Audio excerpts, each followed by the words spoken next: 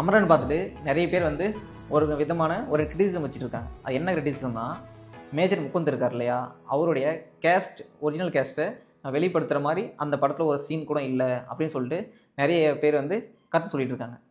இப்போது நமக்கு என்ன கொஷின்னா, ஒரு பர்சன் வந்து ஒரு சமூகத்தில் பிறக்கிறாங்க. இப்போ அவங்களுக்கும் ஒரு ஐடென்டிட்டி இருக்கும். இப்போ மேஜர் முகுந்த் வந்து தன்னை வந்து ஒரு தமிழனாகவும் ஒரு இந்தியனாகவும் அடையாளப்படுத்த விரும்புகிறாருன்னா, அவரை நம்ம தமிழனாகவும் ஒரு இந்தியனாகவும் தான் அடையாளப்படுத்தணுமே தவிர, அவர் இந்த கேஸில் பிறந்தார், அவரோட ஃபேமிலி இது அப்படின்னு சொல்லிட்டு நம்ம வந்து அடையாளப்படுத்துறது அவருடைய ஐடென்டிட்டிக்கு நம்ம செய்கிற துரோகம் தான். நான் பிறந்ததுக்கான எனக்கு ஒரு அடையாளம் கிடைக்குதுல்ல, அது எனக்கு தேவையில்லைன்னு ஒரு பர்சன் சொல்கிறாருன்னா, அவரை பற்றி நான் இன்னொரு இடத்துல சொல்லும் போது அவர் இந்த மதத்தில் பிறந்தார், இந்த ஜாதியில் பிறந்தாருன்னு சொல்லிட்டு அவர் தன்னை என்னவா அடையாளப்படுத்தணும்னு நினச்சாரோ அந்த ஐடென்டிட்டியை மறைச்சிட்டு நம்ம அவருக்கு பிடிக்காத, அவர் முன்னிறுத்தப்படாத ஒரு ஐடென்டிட்டியை நம்ம அவருக்கு திணிக்கிறது அவரோட ஐடென்டிட்டிக்கும் அவரோட ஐடியாலஜிக்கும் நம்ம செய்கிற மிகப்பெரிய துரோகம். அதை தான் இப்போ இருக்கிற நிறைய பேர் பண்ணிகிட்டு இருக்காங்க. ஒரு போலீஸ் என்ற சிஸ்டமுக்கும் மிகப்பெரிய ஒரு டிராபேக் இருக்குது, அவங்களுக்கும் ஒரு தப்பான சைடு இருக்குது, அவங்களும் அடக்குமுறைகள் பண்ணுறாங்க அப்படின்றத நமக்கு படங்கள் மூலிமா தெரியறது இல்லை. இந்த மாதிரி படங்கள் ஏன் காஷ்மீரை பற்றி வரதே கிடையாது. இப்போ ஆர்மி ரிலேட்டடான ஒரு விஷயம் காட்டுறோம், ஆர்மி அஃபிஷியல்ஸ்லாம் உள்ளே வர மாதிரி ஒரு நம்ம விஷயத்தை காட்டோன்னா, ஆர்மியோட அந்த டீம் இருக்காங்கள்ல, அவங்க அப்ரூவ் பண்ணாமல் அந்த படம் வெளியே வராது. ஆர்மியை பற்றின எந்த படம் இருந்தாலும் நம்ம ஆர்மிக்கிட்டே போகிறதுனால ஆர்மியில் நடக்கிற தப்பான விஷயத்தை நம்ம படமாக எடுத்து சொசைட்டியில் சொல்லவே முடியாது. இப்போது ஜிகிர்தண்டா XX படம் எடுத்துப்போம். அந்த படத்தில் ட்ரைபல் பீப்புளுக்கு மேலே போலீஸ் டிபார்ட்மெண்ட் எப்படி அடக்குமுறைகள் செஞ்சாங்க அப்படின்றதான் அதில் ஒரு முக்கியமான கான்செப்டாக பேசியிருப்பாங்க. இப்போது போலீஸ் டிபார்ட்மெண்ட் அப்ரூவ் பண்ணால் தான் இந்த படம் வெளியே வரும் அப்படின்னு ஒரு கொஷின் இருந்தால், போலீஸ் டிபார்ட்மெண்ட் வந்து அதை அப்ரூவ் பண்ணியிருப்பாங்களா அப்படின்னு நம்ம யோசிச்சு பார்த்தா சத்தியமாக கிடையாது. போலீஸ் டிபார்ட்மெண்ட்டை நீங்கள் தப்பாக காட்டுறீங்க அப்படின்னு சொல்லிட்டு அவங்க அப்ரூவ் பண்ண மாட்டாங்க. அந்த பொசிஷனில் தான் இந்தியன் மிலிட்ரி சிஸ்டமும் இங்கே இருக்குது. இப்போ ஜம்மு காஷ்மீர் எடுத்துப்போம். அங்கே வந்து மிலிட்ரியால் நிறைய ஹியூமன் ரைட் வயலேஷன் நடந்திருக்கு. இப்போ மணிப்பூர் நடந்திருக்கு, இந்த மாதிரி நார்த் ஈஸ்டர்ன் ஸ்டேட் நடந்திருக்கு, நக்சலைட் அஃபெக்டட் ஏரியாஸில் CRPF நடந்திருக்கு. இந்த மாதிரி நிறைய விஷயம் நடந்திருக்குல்ல. இதை ஃபுல்லாக நம்ம எடுத்துகிட்டு போய் ஒரு படமாக எடுத்து அந்த கமிட்டிகிட்ட போனால் அங்கே இருக்கிற ஆர்மி ஆஃபீஸர்ஸ் என்ன சொல்லுவாங்க, நீங்கள் இந்தியன் ஆர்மி வந்து தப்பாக காட்டுறீங்க அப்படின்னு சொல்லிட்டு அவங்க அப்ரூவலே பண்ண மாட்டாங்க.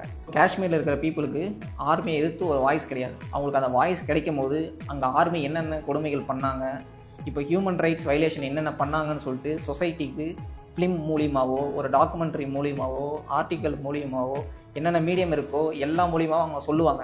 அந்த கேட்குற நாள் நம்மளுக்கு வெகு தூரம் கிடையாது. கேட்கும் போது நம்மளுக்கு என்ன தெரியும்னா, அமரணும் நம்ம கிரிட்டிசைஸ் பண்ணாமல் ஒன் சைட் ஆஃப் வியூவில் பார்த்துட்டோமோ அப்படின்ற கில்ட்டி ஃபீலிங் நமக்கு வரும்ன்றல வரதான் செய்யும். இதே மாதிரி காஷ்மீர் மட்டும் கிடையாது, நக்சலைட்ஸ் அஃபெக்ட் பண்ண சென்ட்ரல் இந்தியாவிலேருந்தும் இதே மாதிரி பீப்புள் வருவாங்க. நார்த் ஈஸ்ட் மணிப்பூர் இந்த மாதிரி பிளேஸ்லேருந்தும் பீப்புள் வந்து இங்கே இருக்கிற எக்ஸிஸ்டிங் மிலிட்ரி சிஸ்டமுக்கும் CRPFக்கும் BSFக்கும் அது இல்லாமல் போலீசிங் சிஸ்டமுக்கும் என்னென்ன டார்க்கர் சைட்ஸ் இருக்குது அப்படின்றத அந்த மக்கள் வந்து அவங்களோட ஓன் வாய்ஸில் பேசுவாங்கள்ல. அப்போ நம்மளுக்கு தெரியும் நம்ம வந்து ஒரு சிஸ்டத்தை வந்து கிரிட்டிசைஸ் பண்ணாமல் க்ளோரிஃபை மட்டுமே பண்ணுறதுனால எவ்வளோ பெரிய பாதிப்புகள் வந்து இங்கே சொசைட்டியில் இருக்குது அப்படின்றது. சினிமாவில் அந்த மக்கள் வந்து அவங்களோட கருத்துக்களை பேசுவாங்க, நம்ம எல்லோரும் காது கொடுத்து கேட்டு தான் ஆகும். ஹிந்துன்ற ஒரு ஐடென்டிட்டியோட நிறுத்திட்டாங்க அப்படின்னு சொல்கிறாங்க. சரி, நான் என்ன கேட்குறேன்னா, இப்போ வந்து ஆப்போசிட்டில் அவங்களுக்கு வந்து இந்து இருக்காங்கள்ல, சாய் பல்லவி கேரக்டர், அந்த பர்சனுக்கு என்ன ஐடென்டிட்டி கொடுத்தாங்க? கிறிஸ்டியானிட்டி ஐடென்டிட்டி கொடுத்தாங்க. கிறிஸ்டியானிட்டியில் எத்தனை செக்ஸ் இருக்குது? ப்ரொட்டஸ்டன்ஸ் இருக்காங்க, ரோமன் கேத்தலிக்ஸ் இருக்காங்க, ஆர்த்தடாக்ஸ், இந்த மாதிரி நிறைய குரூப்ஸ் இருக்காங்கல்ல. இந்த மாதிரி நிறைய குரூப் இருந்தாலும் அவங்கள வந்து கிறிஸ்டியானிட்டியாக ஐடென்டிஃபை பண்ணிக்கிறாங்க. ஆனால் இங்கே இருக்கிற ஹிந்துயிஸ்டில் இங்கே மேஜர் முகுந்தா அவங்க ஹிந்துவாக அடையாளப்படுத்தினா கூட இவங்களுக்கு என்ன பிரச்சனைனா, அந்த ஜாதியை காட்டலன்றதான் மிகப்பெரிய பிரச்சனை. ஸோ அம்பேத்கர் சொல்கிற மாதிரி என்னன்னா, ஹிந்துயிசம் அப்படின்ற சொசைட்டி வந்து கிரேடட் இன்இக்வாலிட்டியாக தான் இருக்கிறத, ஒரு கேஸ்ட்டும் இங்கே ஒரு கேஸ்ட்டும் ஈக்குவலே கிடையாது. அவங்கள வந்து நீங்கள் ஹிந்துவாக காட்டினாலுமே என் ஜாதி ஏன் காட்டலன்னு கேட்பாங்க. நீங்கள் வந்து பிராமின்னு காட்டினா கூட ஏன் ஐயர் காட்டல, ஏன் ஐயங்காரன்னு காட்டலன்னு கேட்பாங்க. ஏதாவது ஒன்று காட்டினா இந்த விஷயத்தில் ஏன் காட்டலன்னு சொல்லிட்டு ஏதோ ஒரு பிரச்சனை பண்ணிவிட்டு வெறுப்பையும் இந்த மாதிரி தனி மனித தாக்குதல்களையும் இப்படி பண்ணிகிட்டே இருப்பாங்க. தவிர இவங்களால் எந்த ப்ரோஜனமும் சொசைட்டிக்கு கிடையவே கிடையாது. படத்தில் பார்த்தீங்களா, ஒரு ஸ்பை இருக்காங்கள்ல, அவங்க வந்து ஒரு முஸ்லீம். இப்போ வந்து இந்தியன் ஆர்மி இருக்காங்களா, அது வந்து ராஷ்ட்ரிய ரைஃபிள்னு சொல்கிறோம்ல, அந்த RR ரைஃபிள்ஸ்லேயும் இத்தனை முஸ்லீம் இருந்தாங்க. இப்போ வந்து அங்கேயும் கவர்மெண்ட்டுக்கு ஹெல்ப் பண்ணுற ஒரு முஸ்லீம் இருந்தாங்க அப்படின்னு சொல்லிட்டு இவங்க படத்தில் எங்கெங்கெல்லாம் முஸ்லீம் ஒரு நல்லது பண்ணுற மாதிரி காட்டுறாங்களோ அதெல்லாம் பிக் பண்ணி இவங்களாம் நல்ல முஸ்லீம் தான் அப்படின்னு சொல்லிட்டு எதுக்கு பிக் பண்ணி காட்டணும்? இந்தியான்றது ஒரு டிவர்சிஃபைடான கண்ட்ரி. இங்கே வந்து நிறைய ரிலிஜன் இருக்காங்க. இந்தியாவில் இருக்கிற முஸ்லீம்கள் மட்டும் ஏன் நான் எப்போ பார்த்தாலும் தேசபக்தி உள்ள முஸ்லீம், நான் வந்து ரொம்ப நல்ல முஸ்லீம், ஏன் அவங்க மட்டும் எப்போ ப்ரூவ் பண்ணிகிட்டே இருக்கணும்? மற்றவங்களாம் அவங்க மட்டும் ஜாலியாக இருக்கலாம், இங்கே இருக்கிற முஸ்லீம் மட்டும் நான் வந்து பாகிஸ்தானுக்கு சப்போர்ட் பண்ணுற முஸ்லீம் கிடையாது, நான் வந்து இந்தியாவுக்கு சப்போர்ட் பண்ணுற முஸ்லீம் அப்படின்னு சொல்லிட்டு ஏன் அவங்க மட்டும் சொல்கிறதுக்கான நிபந்தனை எங்கே இருக்குது? ஏபிஜே அப்துல் கலாம் எடுத்துக்கிட்டா அவர் வந்து ஒரு குறிப்பிட்ட இடத்துல இப்போ வந்து ராஜேந்திர பிரசாத் சொன்ன ஐடியாவோ இப்போ வந்து விவேகானந்தர் சொன்ன ஐடியாவோ ஏற்றுக்கிட்டு வயலின் உட்காந்து வாசிச்சா மட்டும்தான் அப்துல் கலாமாவே இவங்க நல்ல முஸ்லீமாக ஏற்றுக்கிறாங்க. இதுதான் இங்கே இருக்கிற பிரச்சனையே. இப்போ வந்து ஒரு முஸ்லீம் இருக்காருன்னா அவரோட நார்மல் வாழ்க்கையை வாழ்றாருன்னும் போது அவரை ஏன் நீங்கள் வந்து எப்போ பார்த்தாலும் அவர் வந்து தேசபக்தர் உள்ள முஸ்லீம், நான் இந்தியாவுக்கு ஆதரவான முஸ்லீம், அவங்க மட்டும் ஏன் எப்பயுமே ப்ரூவ் பண்ணிகிட்டே இருக்கணும்? கிரிக்கெட் பற்றி பேசிட்டு இருக்காங்கன்னு வச்சுங்க, ஒரு வேறு ரிலீஜனில் இருக்கிறவங்க சப்போர்ட் பண்ணால் அவங்க வந்து ஒரு நல்ல கிரிக்கெட்டை ரசிக்கிற ஒரு ரசிகனாக பார்க்குறது. இதுவே ஒரு முஸ்லீம் வந்து பாகிஸ்தான் பிளேயர் யாராவது ஒருத்தரை வந்து அப்ரிஷியேட் பண்ணிட்டா அவர் வந்து முஸ்லீமாக இருக்காரு, அவர் பாகிஸ்தான் சப்போர்ட்டர், அதனால தான் அவர் வந்து பாகிஸ்தானை வந்து சப்போர்ட் பண்ணுறாரு அப்படின்னு பேசுறது. நான் முஸ்லீமாக இருந்துட்டா நான் எப்பயுமே இந்த சொசைட்டி சொல்கிற ஐடியாஸ்க்கு நான் உட்பட்டு இருக்கணும். அது இல்லாமல் நான் தேசபக்தர் உள்ள முஸ்லீம், நான் எப்பயுமே இந்தியாவுக்கு ஆதரவாக தான் இருப்பேன், நான் தேசபக்தர் உள்ள முஸ்லீம், நான் தேசபக்தர் உள்ள முஸ்லீம் அப்படின்னு சொல்லிட்டு அவங்க ப்ரூவ் பண்ணிகிட்டே இருந்தால் மட்டும்தான் அவங்க வந்து நல்ல முஸ்லீம் ஒத்துக்கிறாங்க. அப்படி இல்லைன்னா வச்சுங்களேன், அவங்களாம் வந்து தேசபக்தர் இல்லாத முஸ்லீமா, அவங்களாம் ஜிகாதிஸ்ட், அப்படிலாம் அவங்களாம் பாகிஸ்தானுக்கு போக வேண்டிய ஆட்கள்னு சொல்லிட்டு இங்கே ஒரு சமூகம் வந்து ஒரு சமூகத்து மேலே ஒரு வன்முறையை கட்டமைச்சிட்டே இருக்கும்போது அது இன்டெரக்டாக என்ன பண்ணால் அவங்களுக்கு மிகப்பெரிய ப்ரெஷராக தான் உருவாக்குறீங்க. நம்ம நிறைய இடத்துல கேள்விப்பட்டிருப்போம், இப்போ வந்து ஒரு போலீஸ் ஸ்டேட், மிலிட்ரி ஸ்டேட், பக்கத்தில் இருக்கிற நாட்டில் நிறைய மிலிட்ரி இருப்பாங்க அப்படின்னு சொல்லிட்டு கேள்விப்பட்டு பார்த்துருக்கோம். அதை வந்து நீங்கள் ஃபீல் பண்ணி பார்த்துருக்கீங்களா? அது எவ்வளோ கஷ்டமான விஷயம்னு ஃபீல் பண்ண முடியுமா? அது யாருக்கு ரொம்ப கஷ்டமான விஷயம்னு இங்கே வந்து இந்தியாவில் சொல்லுவாங்கன்னா, இப்போ காஷ்மீர் மக்களை கேட்டு பாருங்க, அவங்க சொல்லுவாங்க ஒரு மிலிட்ரி வந்து தன்னுடைய வீட்டை சுற்றி எப்பயுமே மிலிட்ரி இருக்கிறதும், தான் வேலை செய்கிற இடத்துல எப்பயுமே மிலிட்ரி இருக்கிறதும், இந்த மாதிரி சிஆர்பிஎஃப் மாதிரி கன் வச்சுட்டு இருக்க பீப்புள் தங்களை எப்போ பார்த்தாலும் ரோந்து பணியில் சுற்றிட்டே இருக்கிறது, தன்னுடைய வில்லேஜில் எப்பயுமே நடமாடிட்டே இருக்கிறது எவ்வளோ கஷ்டமான விஷயம், அது எவ்வளோ ப்ரெஷரை கொடுக்கணும் அந்த மக்களுக்கு தெரியும். இப்போ அமரன் மூவியில் ஒரு முக்கியமான சீன் நடக்குதுல்ல, நைட் வந்து ஒரு தீவிரவாதியை பிடிக்கிறது அவங்க போகிறாங்க. அந்த மக்களுக்கு அந்த இடத்துல அந்த ஊரில் இருக்கிற மக்களுக்கு தெரியுமா இந்த டைமில் மிலிட்ரி வருவாங்க அப்படின்னு சொல்லிட்டு? இப்போது என்ன பிரச்சனை, அந்த வீட்டில் எத்தனை குழந்தைகள் இருப்பாங்க, எத்தனை பெண்கள் இருப்பாங்க, எத்தனை படிக்கிற பசங்க இருப்பாங்க, அந்த மக்கள் இருக்காங்களா ஜம்மு காஷ்மீரில், அந்த மக்களுக்கு இப்போ இங்கே இருக்கிற இந்தியன் ஸ்டேட்டோ மிலிட்ரியோ இப்போ வந்து அங்கே இருக்கிற சிஆர்பிஎஃப்போ இங்கே இருக்கிற ஜம்மு காஷ்மீரோடைய போலீஸோ எவ்வளோ பெரிய மென்டல் டார்ச்சராக இருப்பாங்கன்னு நம்மளால் யூகிக்க முடியுமா? நீங்கள் படத்தை பார்த்துருந்தீங்க, அந்த படத்தில் ஒரு முக்கியமான சீனில் அங்கே நடக்கிறத வந்து ஃபோன் மூலிமா சாய் பல்லவி வந்து ஃபீல் பண்ணுறாங்க. அதை தானே அவங்க டேரெக்டாக டெய்லி ஃபீல் பண்ணிகிட்டு இருக்காங்க. அந்த மக்களை பற்றி நீங்கள் எப்போயாவது நினச்சிருக்கீங்களா? நம்ம தமிழ்நாட்டில் ஒரு கவர்னர் இருக்கார், அவர் ஒரு விஷயம் நம்ம ஸ்டேட்டோட கவர்மெண்ட் சொல்கிறத கேட்கலாம், நம்மளுக்கு எவ்வளோ கோவம் வருது. அதே மாதிரி ஜம்மு காஷ்மீர் பீப்புள் கோவம் வருமா வராதா? இந்தியாவிலேயே அதிகமாக பிரசிடென்ட் ரூலை, கவர்னர் ரூலை எதிர்கொண்ட மாநிலம் எதுனா ஜம்மு காஷ்மீர் தான். சென்ட்ரல் கவர்மெண்ட்டோட அதிகமான அட்ராசிட்டிக்கு உள்ளான மாநிலம் எதுன்னு பார்த்தாவும் அதுவும் ஜம்மு காஷ்மீர் தான்.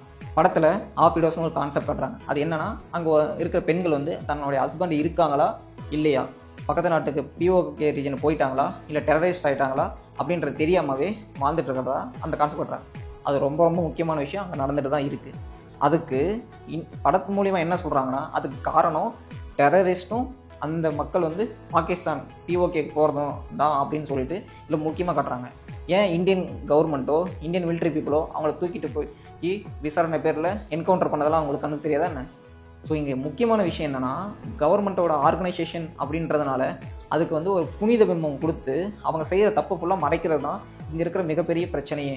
இப்போது தமிழ்நாட்டில் வந்து ஒரு 6 மாதத்துக்கு ஒரு கவர்னர் ரூல் இருந்தால் நம்மளால் நிம்மதியாக இருக்க முடியுமா? கிட்டத்தட்ட ஒரு 5-6 வருஷமாக அங்கே கவர்னர் ரூல், பிரசிடென்ட் ரூல் தான் நடந்துகிட்ருக்கு.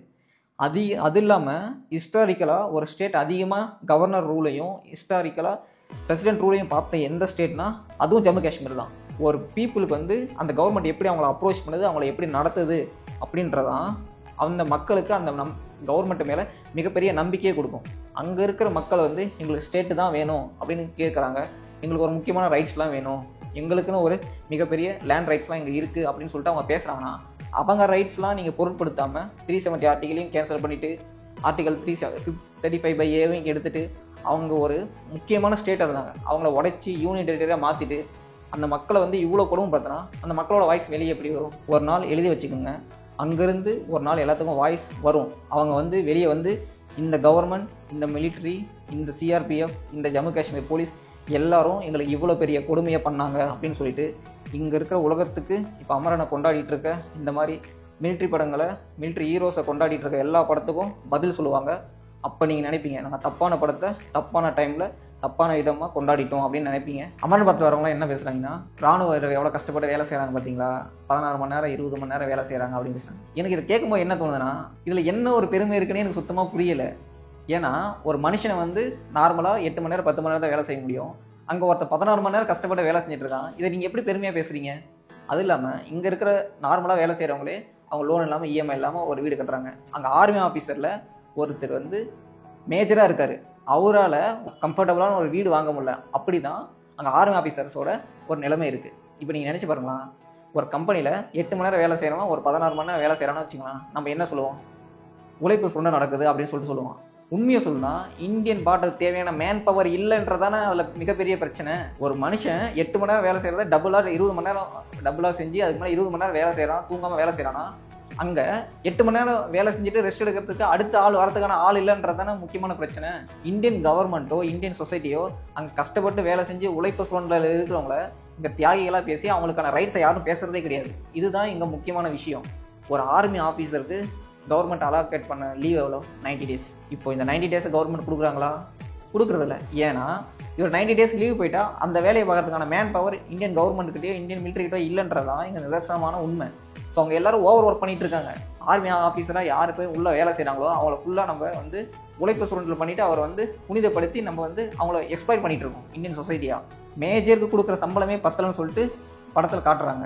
அப்படின்னும் போது சோல்ஜருக்கு கொடுக்குற சம்பளம் அவருக்கு எப்படி, அவங்க ஃபேமிலிக்கு எப்படி சரியாக போகும்? மிலிட்ரி ஆஃபீஸர்ஸாக இருக்காங்கல்ல, அவங்கள புனிதப்படுத்தி அவங்களுக்கு என்ன அடிப்படை தேவையான ஒரு விஷயம்லாம் இருக்குல்ல, அதை நம்ம கண்டுக்கிறதே கிடையாது. ஆர்மி ஆஃபீஸரும் ஒரு மனுஷன் தான்யா, அவனுக்கும் லேபர் ரைட்ஸ் இருக்குல்ல. 15 வருஷம் இருக்குல்ல, அந்த 15 வருஷம் ஒர்க்கு முடிஞ்சுட்டு அவன் வெளியே வரும்போது ஆர்டர் ஒபே, இதை தவிர அவனுக்கு ஒன்றுமே தெரியாது. அவனுக்கு வந்து சுற்றி இருக்கிற சொசைட்டியில் என்ன நடக்குது, இங்கே சொசைட்டியில் என்ன ஒரு டெவலப்மெண்ட் நடந்திருக்கு, ஒரு இங்கே வந்து சொசைட்டியாக எந்த அளவுக்கு இம்ப்ரூவ் ஆகிருக்காங்க, மற்ற பீப்புள் வந்து எந்த அளவுக்கு அட்வான்ஸ்டாக ஆகிருக்காங்கன்ற ஒரு விஷயமே அங்கே இருக்கிற மிலிட்ரி பீப்புளுக்கு தெரியாது. ஏன்னா அவங்களுக்கு தெரிஞ்ச ஒரே ஒரு வார்த்தை ஆர்டர் ஒபே தான். இப்போ வந்து ஒரு பர்சன் வந்து 8 மணி நேரம் வேலை செய்கிறாங்கன்னு வச்சுக்கலாம். அவங்க வந்து மீதி ஒரு இருக்குல்ல டைம், அதில் தூங்கிட்டு மீதி டைமை வந்து அவங்களுடைய பர்சனலோடைய இம்ப்ரூவ்மெண்ட், இப்போ சினிமா பார்க்குறதோ என்டர்டெயின்மெண்ட்டோ அவங்களுடைய வேறு ஒரு லெஷர் டைமோ அவங்க வந்து அதை யூஸ் பண்ணி அவங்கள இம்ப்ரூவ் பண்ணிகிட்டே இருப்பாங்க. ஆனால் மிலிட்ரியிலேருந்து வேலை செஞ்சுட்டு 15 வருஷம் சர்வீஸ் முடிச்சுட்டு வராங்கல்ல, அவங்களுக்கு அந்த மாதிரி ரெக்ரியேஷனல் ஒர்க்ஸ் எதுவுமே கிடையாது. அவங்களுக்கு சுற்றி நடக்கிற எதுவுமே தெரியாது. ஸோ சொசைட்டியில் என்ன நடக்குதுன்னா, இங்கே 15 இயர்ஸ் சர்வீஸ் முடிச்சுட்டு வராங்கல்ல, அந்த ஆஃபீஸர்ஸ்க்கு வந்து இங்கே சொசைட்டி வந்து எந்த அளவுக்கு இம்ப்ரூவ்மெண்ட் ஆகிருக்கு, இங்கே சொசைட்டியில் என்னெல்லாம் 15 வருஷத்தில் சேஞ்சஸ் ஆகிருக்குன்றதே அவங்களுக்கு தெரியவே தெரியாது. அதாவது தெரியவே தெரியாது. ஃபிசிக்கலாக அவங்க பார்ப்பாங்க தவிர மென்டலாக அவங்க ப்ரிப்பேர்ட் ஆகியே இருக்க மாட்டாங்க. இதை முடிச்சுட்டு 15 வருஷம் முடிச்சுட்டு ஏதோ ஒரு வேலைக்கு வந்தாங்கன்னா அவங்களால எந்த ஒரு முக்கியமான போஸ்ட்டுக்கும் போக முடியாது. ஏன்னா அதுக்கான படிப்பு அவங்ககிட்ட இருக்கவே இருக்காது. 20 வயசுக்குள்ளே போகிறவனுக்கு மிகப்பெரிய ஒரு சான்ஸே இருக்காது. ஏன்னா நிறைய பேர் சொல்லலாம் அவங்க வந்து இந்த வேலைக்கு வந்து படிச்சிருப்பாங்க, அது வந்து யார் கிடைக்குன்னா ஒரு குறிப்பிட்ட ஏரியாவில் இருக்கிறவங்க மட்டும் கிடைக்கும். நிறைய பேர் வந்து ஆர்மின்றதுல நிறைய பேர் யார் சோல்ஜர்ஸ். இப்போ சோல்ஜர்ஸாக இருக்கும்போது அவங்களுக்கு எங்கேருந்து டைம் கிடைக்கும்? அவர் வந்து 20 மணி நேரம் வேலை செஞ்சார், நம்மளுக்கு வந்து பார்டரை காப்பாற்றுறாருன்னு சொல்லிட்டு அவருடைய உழைப்பு சுருண்டலை நீங்கள் புனிதப்படுத்திட்டு இருக்கீங்க. என்ன சொல்லுறதுன்னா, இந்தியன் பார்டர் வந்து எவ்வளோ பெரிய பார்டர். இப்போது அதுக்கு வந்து நிறைய பிஎஸ்எஃப் இருக்காங்க, நிறைய ஆஃபீஸர்ஸ் இருக்காங்க. இப்போது ஒரு போஸ்ட்டில் ஒரு ஆஃபீஸர் வந்து 16 மணி நேரம் 20 மணி நேரம் வந்து காக்கிறாருன்னு வச்சுக்கலாம். இது வந்து மிகப்பெரிய ப்ராப்ளம் இல்லையா சொசைட்டிக்கு? 8-10 மணி நேரம் வேலை செய்ய வேண்டியவன் ஒரு நாள் 20 மணி நேரம் வேலை செய்கிறான்னா அங்கே ரியல் ப்ராப்ளம் என்னன்னா, இந்தியன் ஆர்மியில் பர்சனல்ஸ் இல்லை, இந்தியன் ஆர்மியில் சோல்ஜர்ஸ் இல்லைன்றதான் இங்கே மிகப்பெரிய விஷயமே. 2 பேர் 3 பேர் செய்ய வேண்டிய வேலையை ஆர்மியில் ஒரு சோல்ஜர்ஸ் செஞ்சுட்டு இருக்காங்க. அதை பற்றி இங்கே யாரும் பேசுறது கிடையாது. ஸ்கூலில் நம்ம இருக்கணும்னு வச்சுக்கலாம், நமக்கு வாரத்தை ஒரு நாள் லீவ் விடாமல் கண்டினியூஸாக 7 நாள் கிளாஸ் வச்சு எவ்வளோ கஷ்டமாக இருக்கும். கவர்மெண்ட் வந்து மிலிட்ரி பர்சனலுக்கு அனௌன்ஸ் பண்ண 90 டேஸ் லீவை கவர்மெண்ட் ஏன் கொடுக்குறதில்ல? ஏன்னா இவன் 90 டேஸ் லீவ் எடுத்துகிட்டு போயிட்டானா அங்கே யார் வேலை பார்க்குறது? பார்டரில் ஆள் கிடையாது வேலை பார்க்குறதுக்கு. இந்தியன் ஆர்மியோட மிகப்பெரிய பிரச்சனையே குறிப்பிட்ட நம்பருக்கு தேவையான நம்பருக்கு சோல்ஜர்ஸ் இல்லைன்றதான். இதோட மிகப்பெரிய பிரச்சனை இனிமேல் தான் வரப்போகுது. என்னன்னா, இப்போ இருக்கிற அக்னிவீர் ஸ்கீம், இப்போது இருக்கிறவங்களாவது 15 சர்வீஸ் முடிச்சுட்டா அவங்களுக்கு பென்ஷன் வரும். இப்போ போகிறாங்களா அக்னிவீர் ஸ்கீமில் இந்த சின்ன பசங்க, அவங்களுக்கு இப்போ வர பெனிஃபிட்ஸ் கூட எதுவும் வராது. இப்போ வந்து நீங்கள் வந்து காலேஜ் முடிச்சுட்டு 18 வயசில் காலேஜ் உள்ளே போகிறீங்கன்னு வச்சுக்கலாம், ஒரு 23 வயசில் முடிச்சுட்டு 25 வயசில் எம்ஏ கிராஜுவேட்டாக வரீங்க, உங்களுக்கு டிகிரின்ற ஒரு சர்டிஃபிகேட் இருக்குது.